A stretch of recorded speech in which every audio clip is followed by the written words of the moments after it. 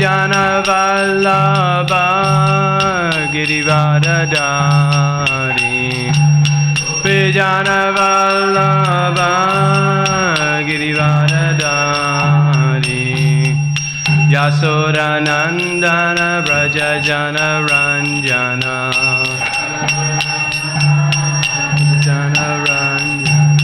Yamuna Tiravanachari Tiravanachari Jaya Radha Madhava Kunja Bihari Radha Madhava Kunja Bihari Jaya Prabhupada, Jaya Prabhupada, Jaya Prabhupada, Jaya Prabhupada, Prabhupada, Jaya Prabhupada, Prabhupada, Jaya Prabhupada.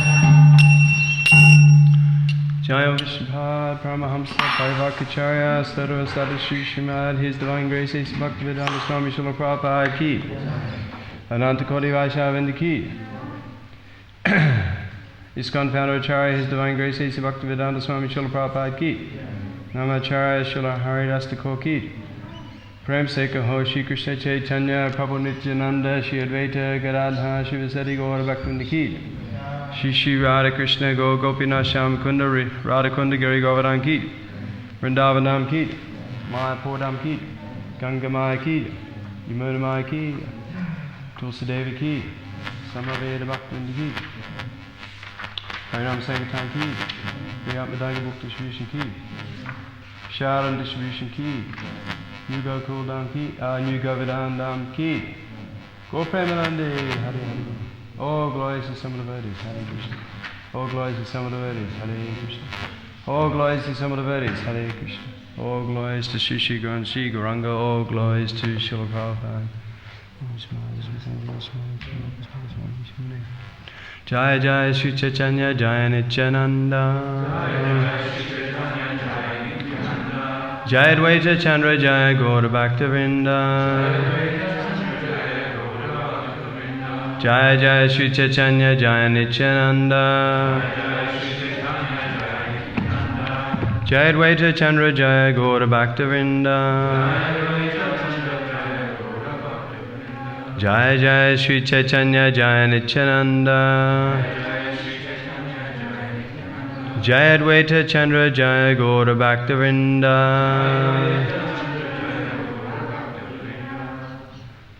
So today we're reading from Sri Caitanya Caritamrita, Adi-lila, chapter 12, text 38. Vishvasere kahe tumi bada bhagyavan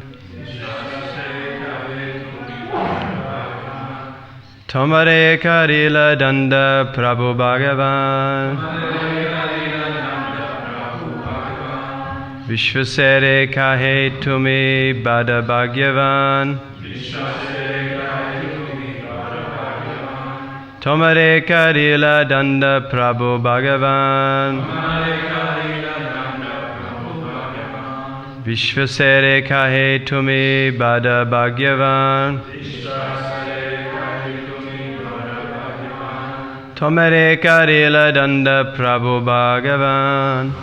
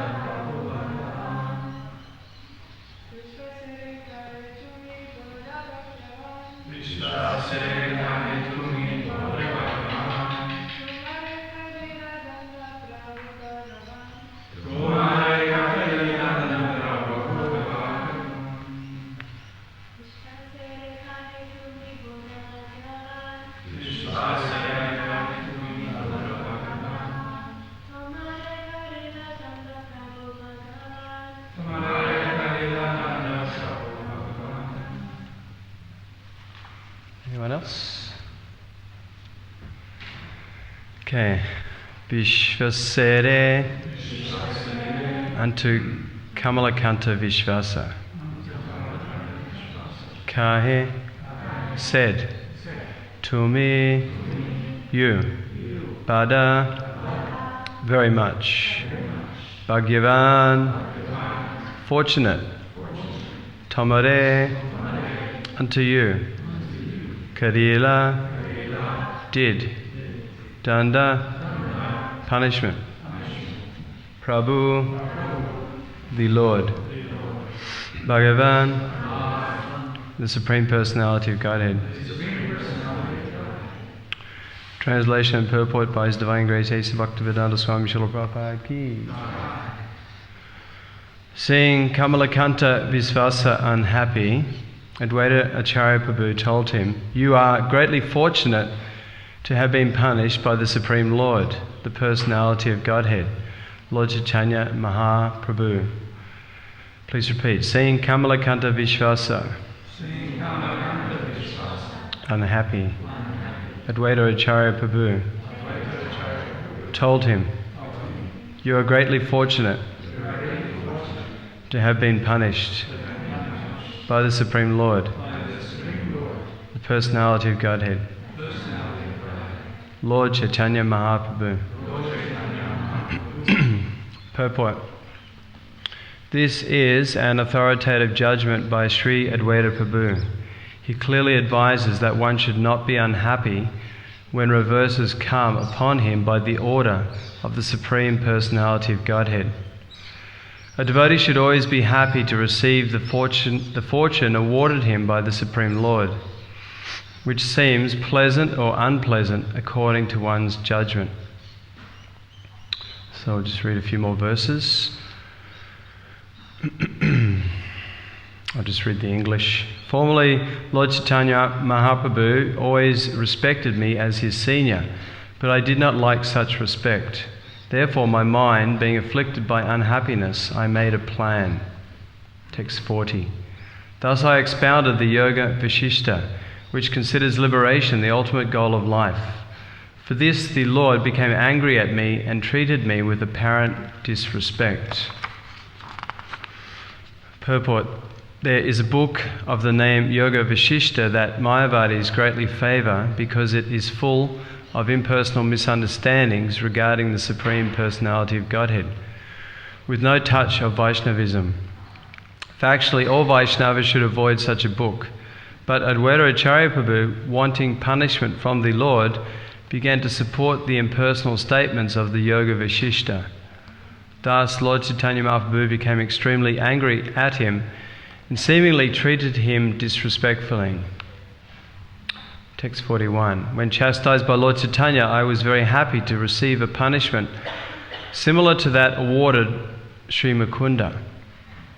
Purport. Sri Mukunda, a great friend and associate of Lord Caitanya Mahaprabhu, used to visit many places where people were against the Vaishnava cult. When Lord Caitanya Mahaprabhu came to know of this, he punished Mukunda, forbidding him to see him again. Although Caitanya Mahaprabhu was soft like a flower, he was also strict like a thunderbolt, and everyone was afraid to allow Mukunda to come again into the presence of Sri Caitanya Mahaprabhu. Mukunda, therefore, being very sorry, asked his other friends whether he would one day be allowed to see Lord Caitanya Mahaprabhu. When the devotees brought this inquiry to Lord Caitanya, the Lord replied, "Mukunda will get permission to see me after millions of years." When they gave this information to Mukunda, he danced with jubilation. And when Lord Caitanya Mahaprabhu heard that Mukunda was so patiently waiting to meet him after millions of years, he immediately asked him to return. There is a statement about the punishment of Mukunda in the Chaitanya Bhagavat Adi-lila 10th chapter. Text 42. A similar punishment was awarded to Mother Sachi Devi. Who could be more fortunate than she to receive such punishment? Purport. Mother Sachi Devi was similarly punished as mentioned in the Chaitanya Bhagavat Adi-lila chapter 22.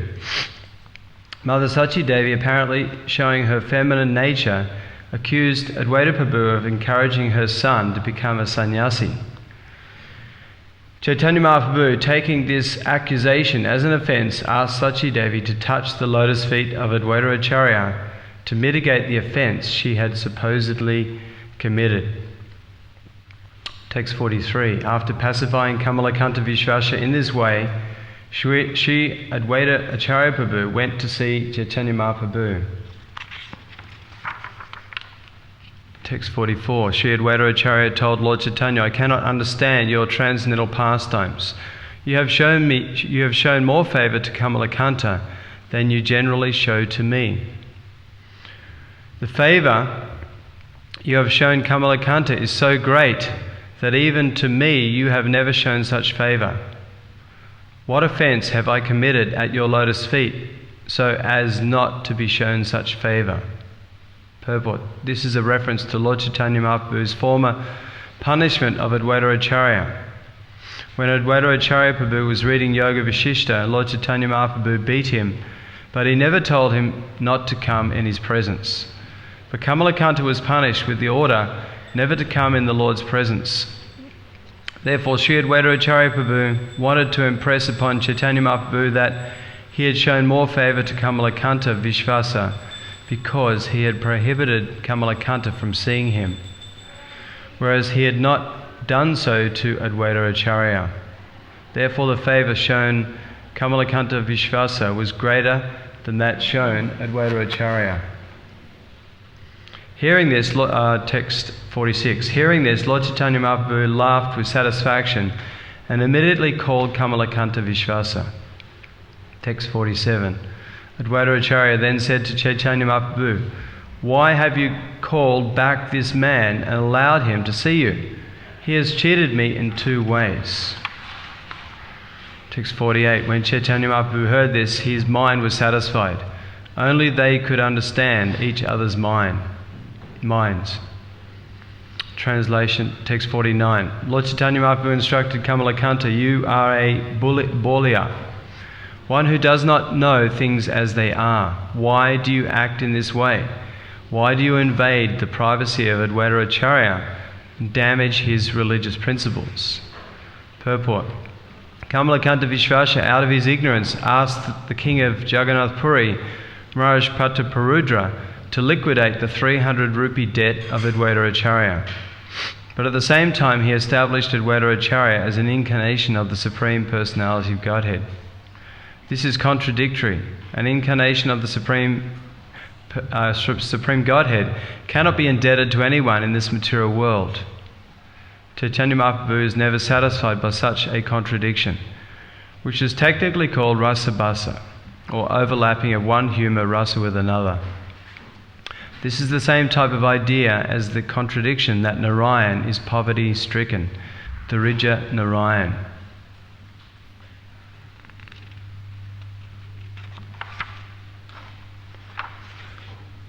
Text 50. Advaita Acharya, my spiritual master, should never accept charity from rich men or kings, because if a spiritual master accepts money or grains from such materialists, his mind becomes polluted. Purport. It is very risky to accept money or foodstuffs from materialistic persons, for such acceptance pollutes the mind of the charity's recipient. According to the Vedic system, one should give charity to sannyasis and brahmanas, because one who thus gives charity becomes free from sinful activities. Formally, therefore, brahmanas would not accept charity from a person unless he were very pious. Lord Caitanya Mahaprabhu gave this instruction for all spiritual masters. Materialistic persons who are not inclined to give up their sinful activities like illicit sex, intoxication, gambling, and meat eating sometimes want to become our disciples, but unlike professional spiritual masters who accept disciples regardless of their condition, Vaishnavas do not accept such cheap disciples. One must at least agree to abide by the rules and regulations for a disciple before a Vaishnava Acharya can accept him. In fact, a Vaishnava should not even accept charity or foodstuffs from persons who do not follow the rules and regulations of the Vaishnava principles. Text 51.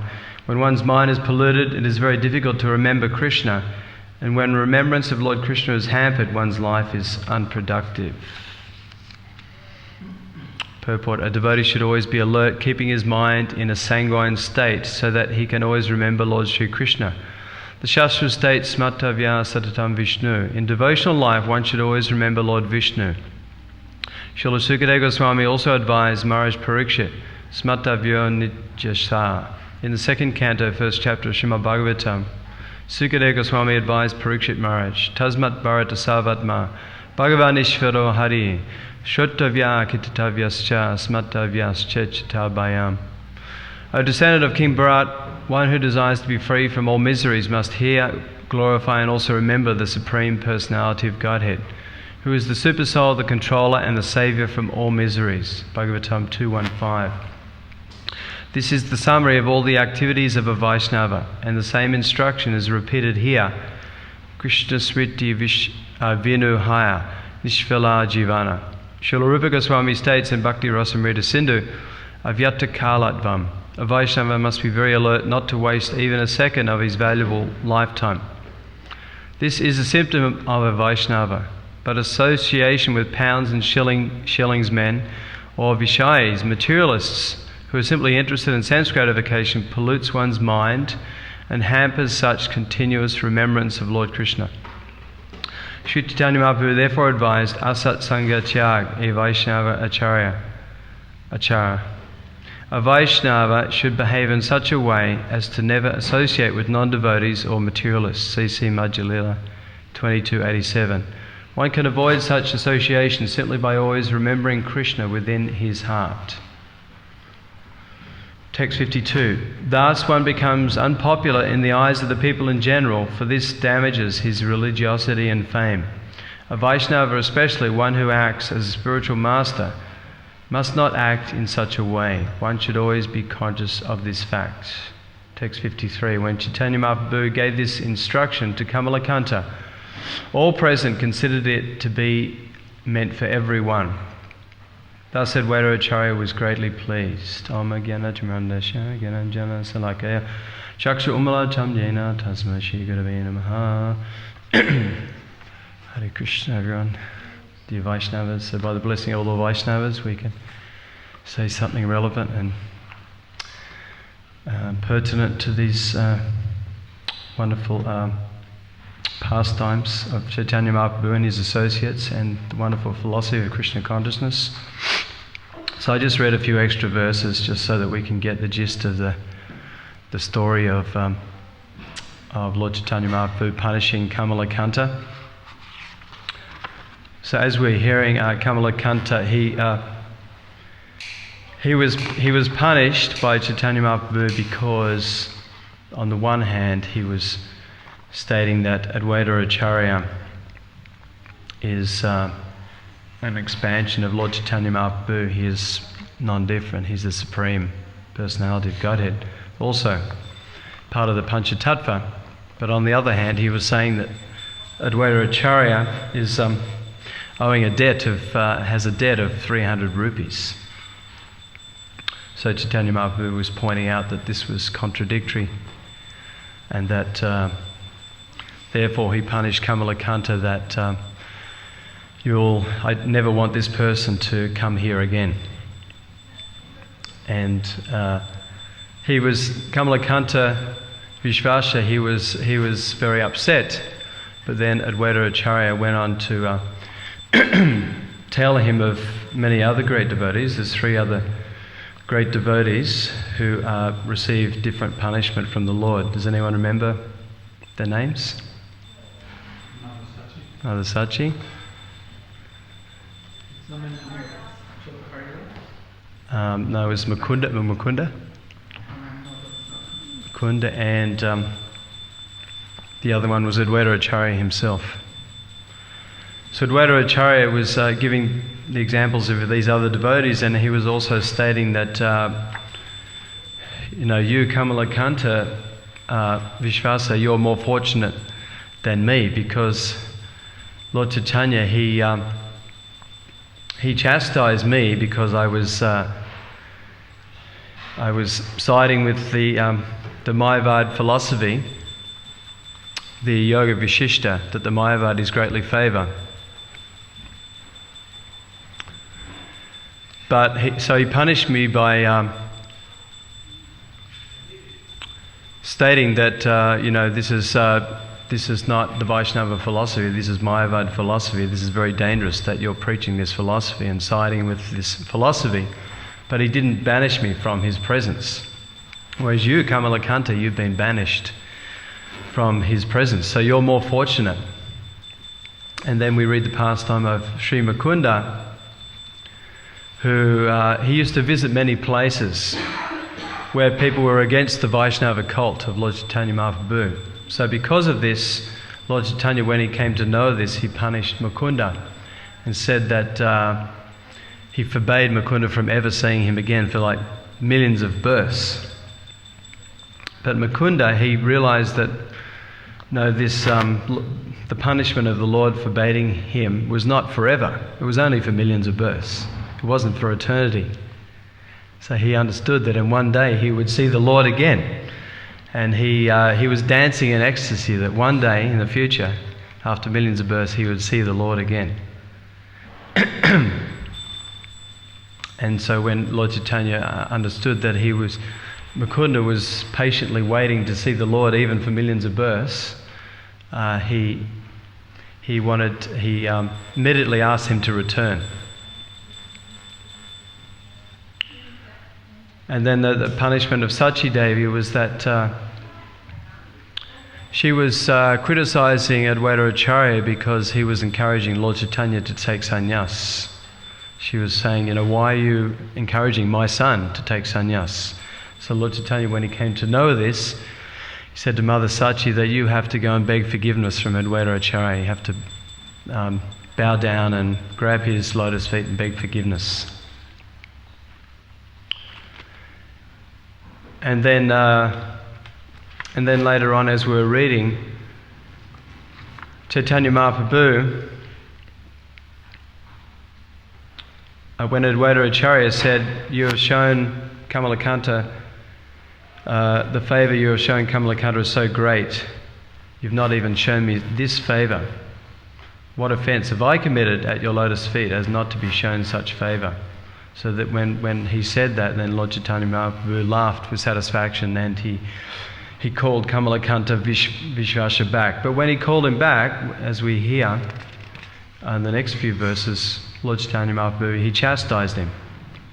He gave him some solid instruction in the form of some chastisement to wake him up, to help him realize that he was a fool, that he made this contradictory statement about Advaita Acharya because he didn't know things as they are.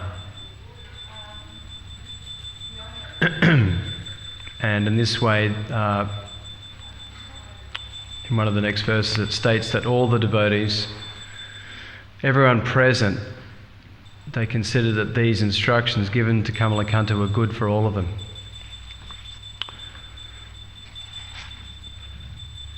So in the Shikshashtaka, we read that verse like we're reading the last verse of the Shikshashtaka. Ashlishiva padaratam pinashtamam adashana mama hatam karodava yata tatava vidat hato lampato matpananatas tusa evanapara. I know no one but Krishna is my Lord, and he shall remain so, even if he handles me roughly by his embrace, or makes me broken-hearted by not being present before me. He is completely free to do anything and everything, for he is always my worshipful Lord unconditionally. So a devotee, an elevated devotee, he doesn't mind whether he's embraced by the Lord or whether he's seemingly rejected by the Lord. Or, he's in a comfortable position, so-called comfortable position in this world, or he's forced into so much so-called suffering. He understands it's all mercy of the Lord, and he understands that actually I'm due a lot more.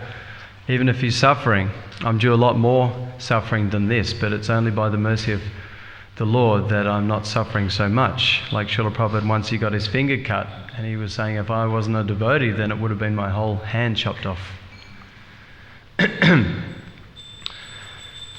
So the devotees are always seeing that whatever situation the Lord makes for them in this world, it's all the Lord's mercy to help them remember Him and remember His instructions and remember His pastimes and call out in love, please engage me in your loving devotional service. And the devotees, they see even reverses, so-called reverses, as the mercy of the Lord, so that they can more easily remember the Lord and call out with heartfelt prayers. Just like Queen Kunti, she prays in the first canto, Vipada Santasya Tatra Tatra Jagat Guru, that may those calamities come again and again so that we may see you again and again, for by seeing you means we no longer see repeated births and deaths. So, and we understand with Queen Kunti and the Pandavas, they underwent so many calamities, even though they're pure devotees of the Lord. No, the Queen Kunti and the Pandavas, they were banished to the forest, exile for 13 years. And they had so many trials and tribulations in the forest, so many demons and different hardships. And Duryodhana and his party were constantly trying to kill the Pandavas in so many ways, plotting to kill the Pandavas, like the House of Lac. They invited the Pandavas to come to this beautiful holiday house, but it was covered with flammable substances. And the plan was that when the Pandavas were nicely enjoying in this holiday house, that Duryodhana ordered one of his assistants to light up the House of Lac and burn the Pandavas to death. But the Pandavas received a message from Vidura that this was the evil plan of Duryodhana.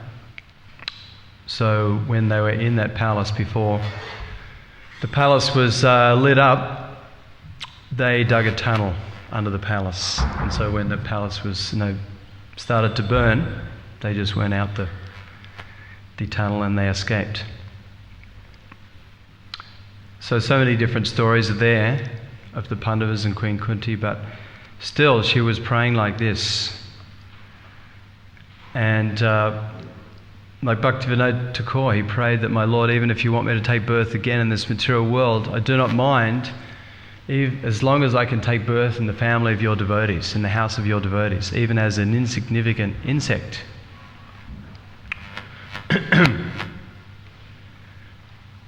So there's always going to be distresses in this material world, and even though we may be devotees or aspiring devotees, we're not free from so many distresses. Like Prahlad Maharaj, another classic example, pure devotee, right? But his father tried to kill him in many ways, put him in boiling oil, and he was just chanting Hare Krishna, Krishna Krishna, Hare Hare, Hare Rama, Rama Rama, Hare Hare. And he was completely untouched by the burning oil.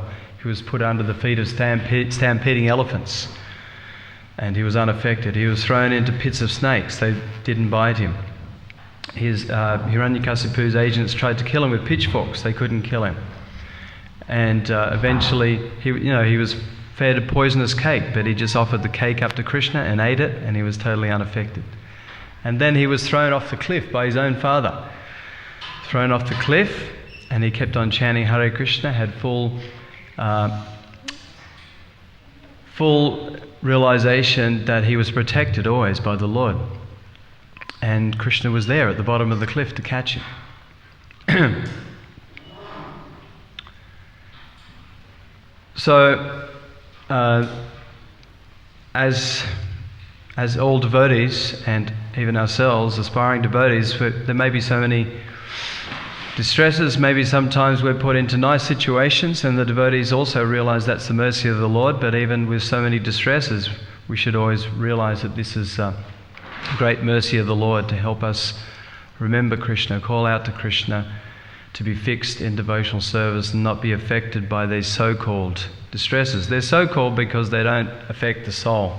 They only affect the body and the mind. The soul is unaffected even by death or birth or old age and disease. And these are the greatest so-called miseries in this material world: birth, death, old age and disease. But even devotees they're not affected by death or old age or any disease.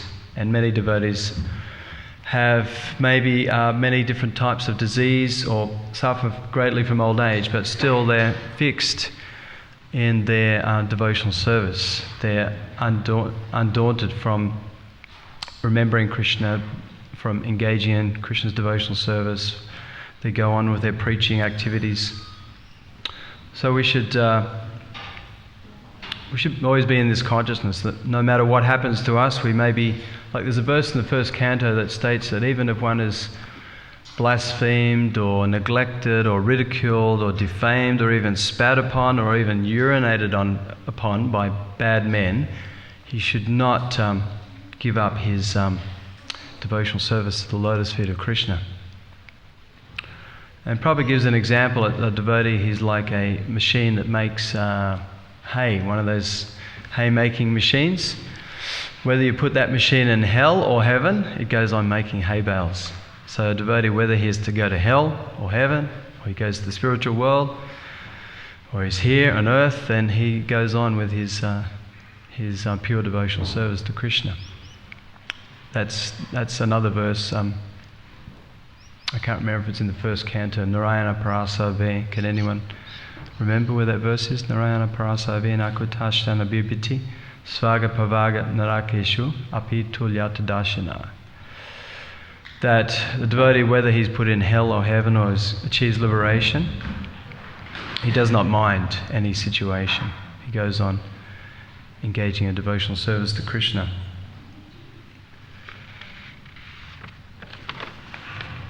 So not that we're a pure devotee on the platform of Queen Kunti and that we can be praying for distressful situations. Most of us are trying to avoid distressful situations, but just like Prabhupada says, in a forest, sometimes a forest fire happens. You know, the bamboo trees, they rub together and there's automatically a fire. So this material world is the blazing fire of material existence, or the ocean of material miseries. So these difficulties, miseries will come, even if they're not here. Even you're young and healthy and enjoying so much without so many distresses in a young and healthy state in this world, but just around the corner is old age and disease and death. Like Prabhupada gave the example of the wet stool and the dry stool. Like the wet stool is laughing at the dry stool being thrown on the fire. But he doesn't realise that at any moment he's going to dry out and also be thrown on the fire.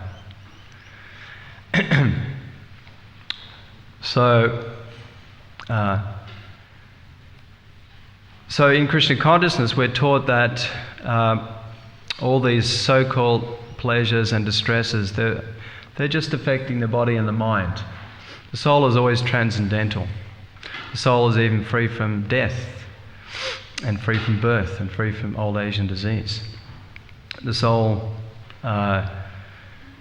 doesn't belong here in the material world. The soul is originally from the spiritual world.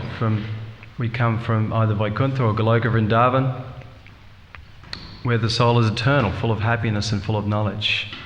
And we still have that existence in our natural state. Like Srila Prabhupada said, that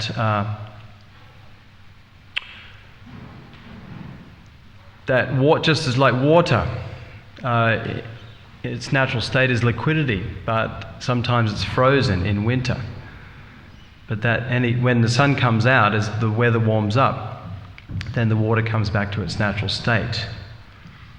Or like sugar, its natural state is sweetness, or chili, its natural state is heat. You never get the chilies being sweet like sugar, or the sugar being hot like chilies. So the natural state of the living entity is he's a pure devotee of Krishna, eternally.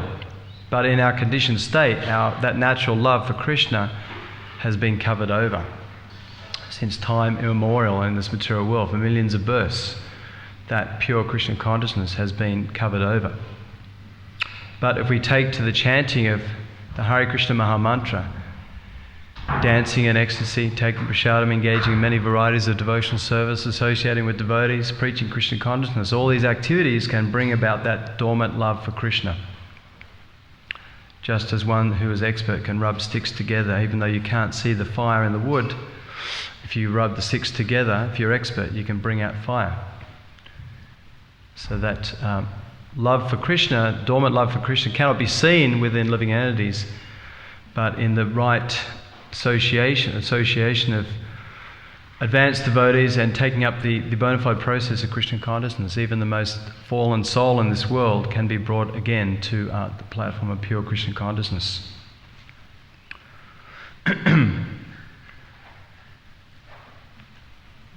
So this process of Krishna consciousness is so ecstatic, so powerful, that even the greatest distresses of this world cannot affect a devotee. Even, we can go to the most hellish situations, like these big cities, service paradise, sufferer's paradise, New York, Sydney, Melbourne, Los Angeles, wherever. And it's like hell. These places are like hell. Why? Because there's so much forgetfulness of Krishna. Because people are totally absorbed in the bodily concept of life, totally absorbed in sense gratification. Not one iota of, remembrance or service to Krishna. But even in such a hellish situation, a devotee considers it nectar. Because we go out there and we chant the holy names, Harinam Sankirtan, we distribute books, we distribute prasadam. And even if 100 people reject us, say no, so many people, we're trying to give them books, they're rejecting us, they're neglecting us, they're maybe abusing us. Devotees go on with, great enthusiasm and a big smile, ready to greet the next person, to try and give them a book or give them prasadam, give them the holy name.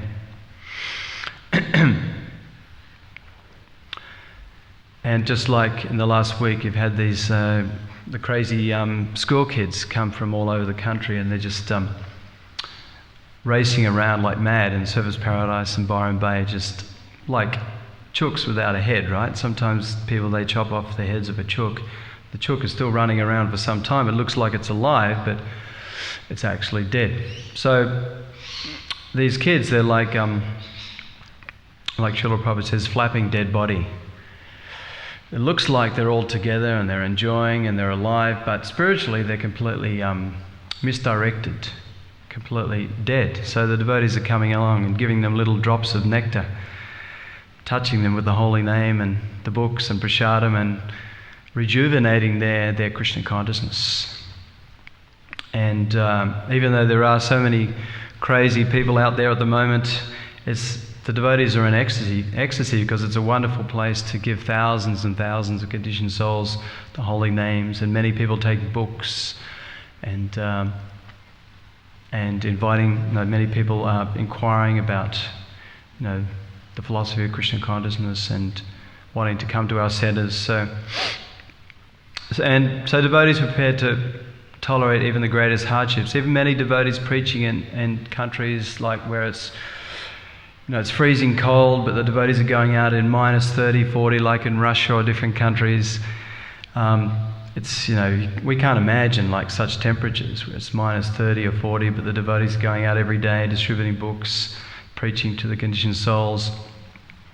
And sometimes devotees get locked in prison, or get, like in Russia in the early days, the devotees were put in prison camps and given so many mind-altering drugs to try and make them give up their Krishna consciousness. The devotees would never give up. Even in prison, they kept chanting, doing their reading like that. And there was a story of Korma, right? In the early days in Australia, devotees were getting locked up in Australia even for doing Harinam Sankirtan. Locked up so many times for distributing books and doing Harinam Sankirtan. Korma was in jail, I think it was Pentridge Jail in Melbourne. And he was fasting because all the food was so horrible.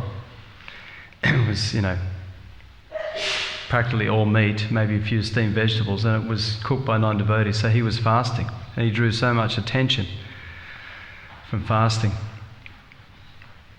And I remember going to the Sydney show so many years. We did books there, and And sometimes we get caught by the security, sometimes the police, and they threaten us, like you can't come back for the rest of today, or you can't come back for the whole show.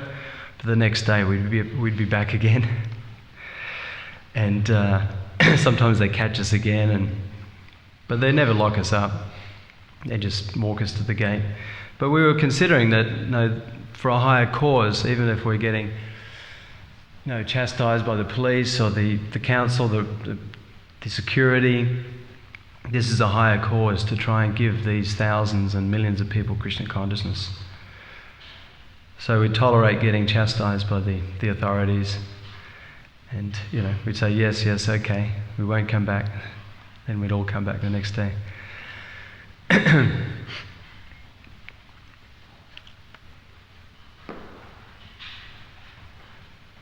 So we should embrace all situations, whatever situation, if it can help us remember Krishna, think of the form of Krishna. If it can help us immediately chant Hare Krishna. Sometimes devotees are in maybe a car accident or a near car accident. Immediately we call out Krishna, Hare Krishna. Like that. We should be practiced like this, that in any situation we can call upon the holy name of the Lord. And distressful situations or dangerous situations in this world are wonderful opportunities that we can call on the holy name of Krishna. Just like I said, the example of Prahlad Maharaj or the Pandavas, always remembering Krishna, always chanting the holy name, the Hare Krishna Maha Mantra. So this is some of the main points in this story that Advaita Acharya is pointing out to Kamalakanta Vishvasa, that you're very fortunate, you've been punished, that the Lord has said, no, I don't want to see you again. This is a great fortune.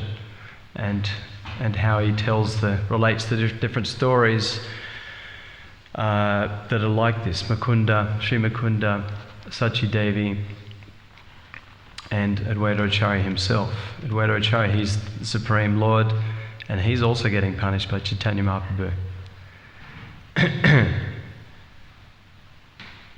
So, does anyone have any questions or comments? Do we have another microphone?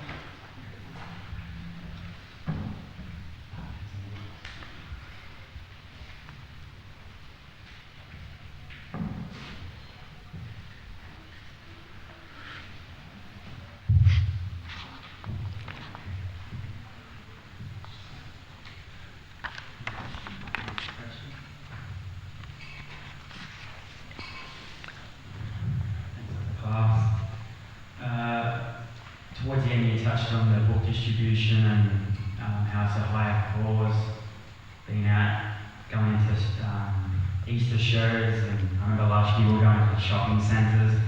How far should we take it? Because we also don't want to get on the wrong side of the public, because we've seen in the past where that's happened, and kind of give the movement or a certain part around Australia a bad name. So how far should we take that? Yeah, well, I mean, obviously if you're being moved on by certain authorities and so many other people are maybe seeing, and then you just you come back and again you're getting removed again and again, and so many people may be seeing you getting removed again and again from a certain situation, then most people don't understand the higher cause of preaching Krishna consciousness. So maybe in certain situations it's better just to go to another place. Like Jesus Christ, right? He said, well, if people are not accepting in this place, then you go to another place, So you just have to judge the individual circumstance. Like the example I gave of the Sydney show, there was hundreds of thousands of people there, and we may have got kicked out, but then when we came back in, even if we got caught again, it was usually a different security person. So it was never the same security that caught us twice in a day usually. So they didn't know that we'd already been kicked out. And And it was such a big event that even if, you know, some people saw us walk to the gate or, you know, caught by the police and moved on, by the time you came back and started again, it was like a whole lot of new people there, you know. Those same people who saw you before, they were disappeared somewhere else.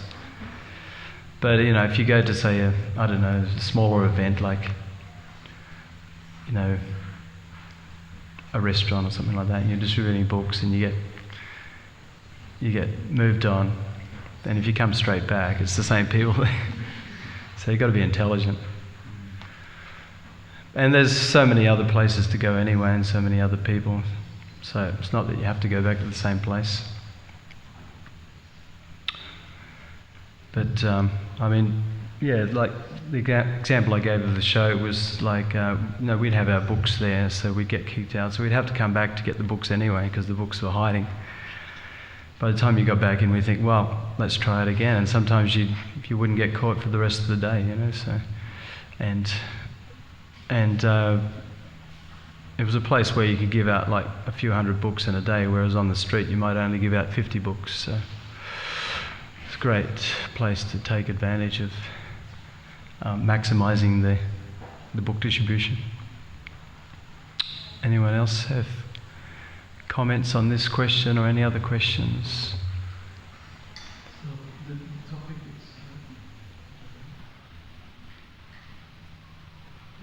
of chastising, the Lord chastising the Lord is sometimes when we see that someone did something wrong, there is this fear, of course, and warning, caution that we should criticize the devotees. Or we may say, okay, the Lord can criticize it, the Lord can chastise.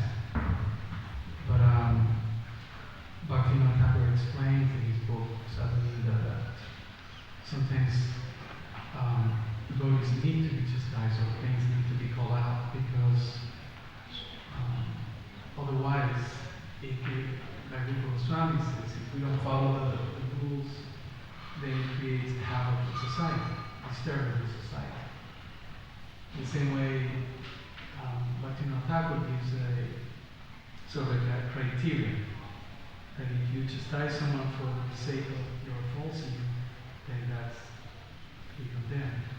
But otherwise, to point something out from someone's behavior, if it's going to benefit you, it's going to benefit others, and it's going to establish the religious principles, and it should be done.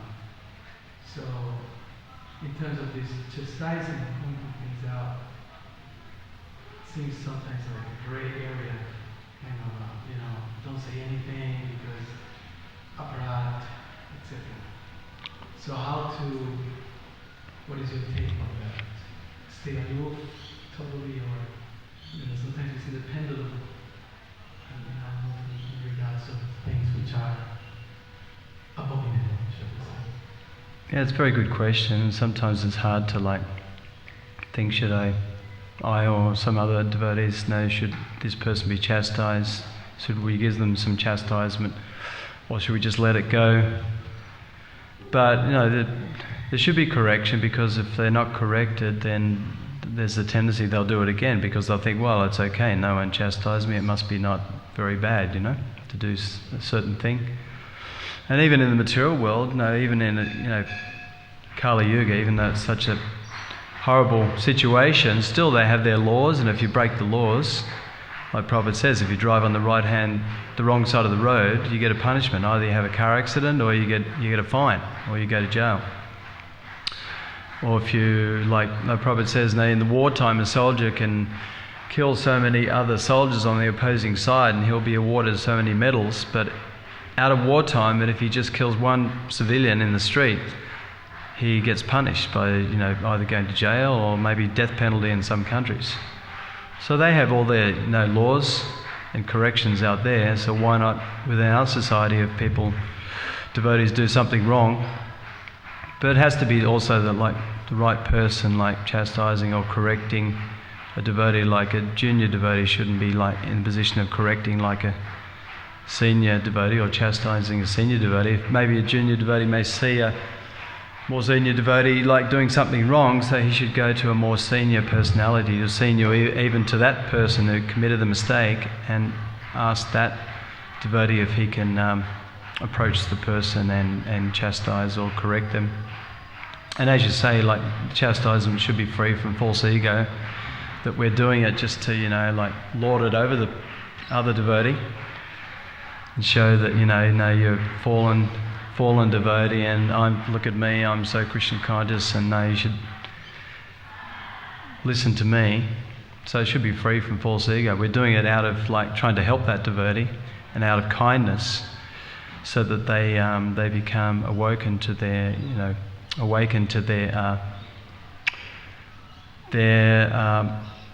position where they're not properly understanding how to act. And most devotees, if they're humble, even if they've done something wrong, they'll accept that chastisement and correction. And we see there's many examples here. Even Advaita Acharya, he's the Supreme Lord, but he accepts chastisement from Lord Chaitanya Mahaprabhu himself. And Kamalakanta Vishvasa, even though he was unhappy at first by the Lord's punishment, but he realised that it was a good thing. It was the Lord's mercy in the end, when Advaita Acharya gave all these other examples. So yeah, there should be correction even for minor offences that devotees may knowingly or unknowingly commit. What to speak of great offences or mistakes? Does anyone else like to add to that? Krishna Caitanya. No. So, thank you very much. So, Sri Caitanya Caritamrita ki jai, Srila Prabhupada ki jai, Sharam ki jai, Go Premanandi, Hari Hari.